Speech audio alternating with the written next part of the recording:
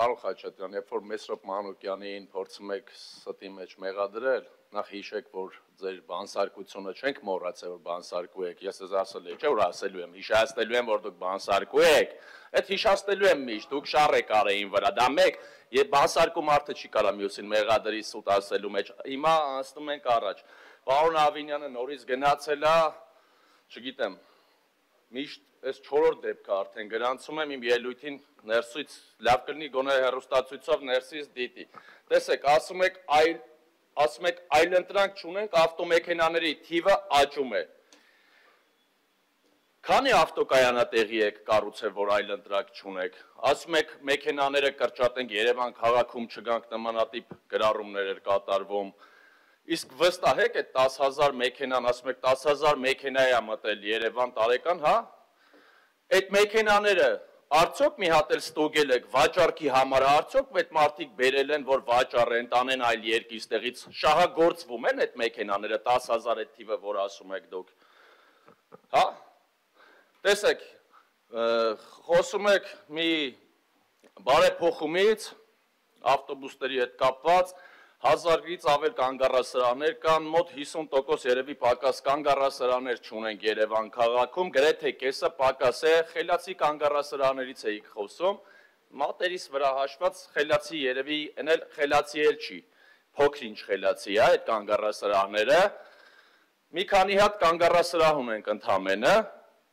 դա է, բաուր այդ բարեփոխումները, որ չեք արել, 2 տարի է բերում հիմնարկներ եք կառուցում, այսինքն մենակ մեծ ծախսեր եք անում, մեծ դրանից առաջ էլ եք այդ մեծ ծախսեր անում, բա ինչի չեք կարում անեք, ասում եք փողոցները խցանված չի, բեռնված է փողոցները, ասում եմ, նաև մի լավ կլինի մի նախագիծ էլ բերեք, Նիկոլ Փաշինյանը, երբ որ երթևեկում է փողոցներով, ամբողջ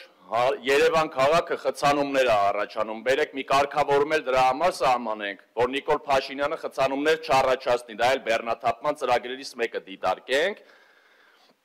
տեսեք, կարմիր գծերի հետ կապված 1.5 տարի առաջ ես ներկայացրել էի այդ առանձնացված գծերը, դուք էլի փնթի ձևով եք անում այդ ամեն ինչը, կիսատ, պռատ, բերում եք մի մասը անում եք, հետո հեռացնում եք կարմիր գծերը Արգիշտի փողոցի հարակից փողոցներից, բայց չեք կարողանում հետևել, այդտեղ էլի մեքենաները կայանում են, նույն այս Արջին բանկի դիմացը, հարակից մյուս տեղերը, տեղին գիծ եք գծում, բայց չեք կարողանում հետևել այդ ամենին։ Մեր առաջարկը եղել է նա, որտեղ երթևեկում այդ հանրային տրանսպորտը, ամբողջ երթևեկելի գոտում կարմիր գծերը հեռացվեն։ Բայց դուք հիմա եկել եք կամաց չեք ուզում ընդունեք, որ դա ճիշտ է եղել, հերվից եք գալիս, էլի ոնց որ հետևից փորձում եք հասնել այդ մեր առաջարկին, բայց չգիտեմ, ամաչում եք երևի, որ լավ առաջարկ ենք ներկայացրել, որ ընդունեք, որ դա լավ առաջարկ է եղել, որ առանձնացված գծերը,